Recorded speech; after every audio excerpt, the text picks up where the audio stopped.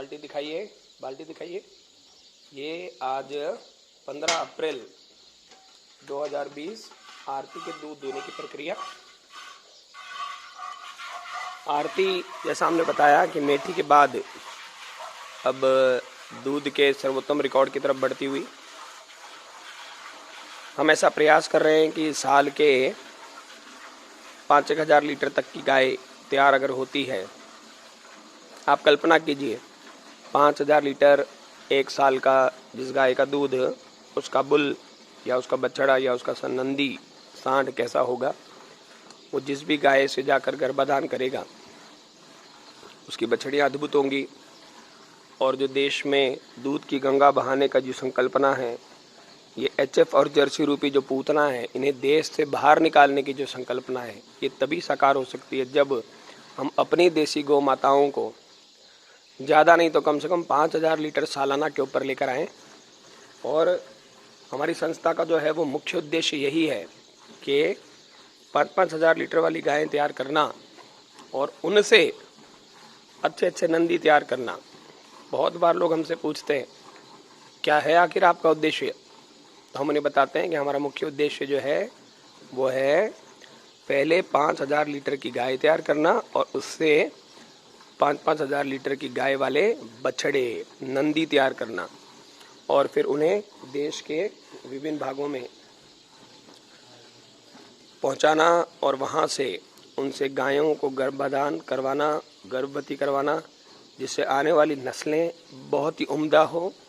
देसी गाय बहुत कम दूध देती है, इस तरह की मान्यताओं को तोड़ा जा सके, पूतनाओं को देश से भगाया जा सके, बच्चों को जहरीले दूध से मुक्त कराया जा सके। जिस दूध से सांस की बीमारी होती हो, जिस दूध से मंदबुद्धिता आती हो, जिस दूध से कैंसर होता हो, जिस दूध से डायबिटीज़ का रोग होता हो, जिसमें बहुत सारे लोग दूध को अब सफ़ेद जहर की संज्ञा देने लगे हैं। नहीं, वो देसी गाय का दूध नहीं, वो अंग्रेजी पशु जर्सी और एचएफ का पूतना रूपी जहरीला दूध है, जिसे देखकर आज विश्व के बहुत सारे वैज्ञानिक, बहुत सारे लोग जाने अनजाने उसे वाइट पॉइजन यानी कि सफ़ेद जहर का नाम दे रहे हैं, जो कि बहुत गलत है। वे जानते नहीं कि असल में दूध कहते किसको है। इन देसी गौ माताओं का जो अमृत रूपी दूध है वही दूध कहलाता है।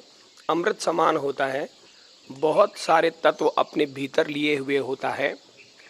कहते हैं कि बहुत सारे पशु दूध देते हैं, लेकिन आप देखिए जैसे भेड़, बकरी, भैंस, ऊंट आदि, अगर ये बीमार हो जाए तो इनको एक दूसरे का दूध नहीं पिलाया जा सकता, उनको केवल गौ माता का दूध पिलाया जा सकता है।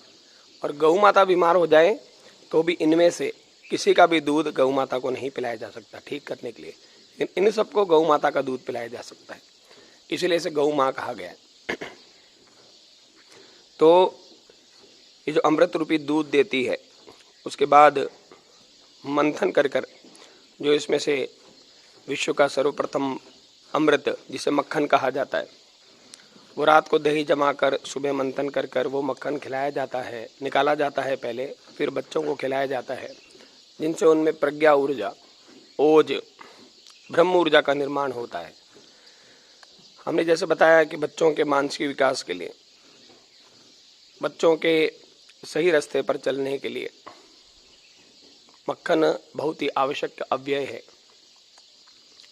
ये मक्खन ही हमारे राष्ट्र का निर्माण कर सकता है, ये दूध ही, ये घी, ये छाछ, ये दही, ये ही सही मायने में इस राष्ट्र को खड़ा करने में सहायक हो सकते हैं।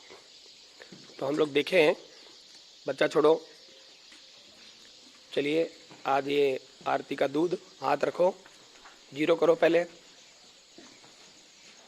हाथ रखो।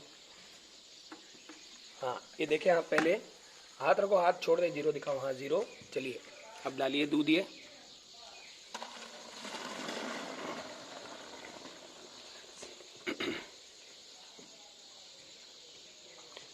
चलो और देखेंगे एक बार। आज ये पुनः आरती, आज पुनः एक बार 11 किलो 117 ग्राम। आरती की आदत है, ये थोड़ा सा दूध चढ़ा जाती है।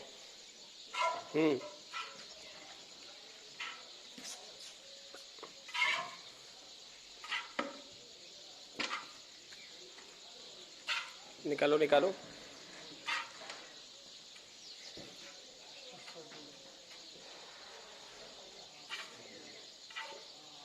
छोड़ दो, बच्चे को साथ में छोड़ दो।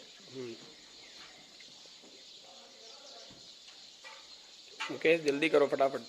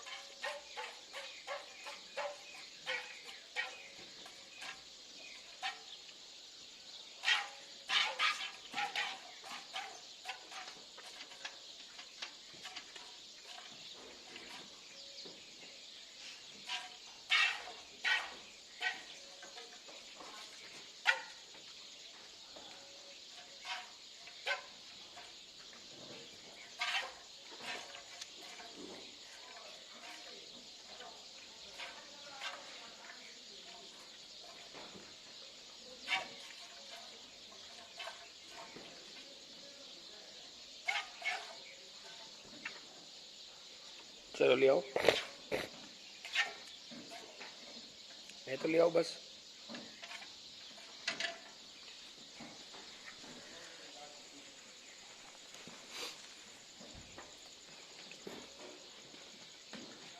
ये देखिए 3 ग्राम और 3 ग्राम 11,457।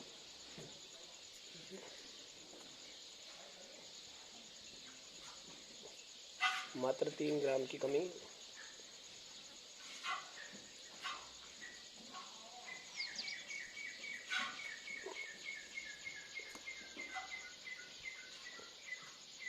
ले आओ ले आओ।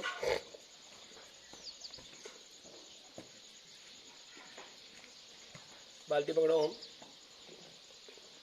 ये देखिए, ये 11 किलो 499 ग्राम। आप सिर्फ 1 ग्राम कम है। देखिए 11.5 में आज आरती ने 11.5 का आंकड़ा छू लिया है।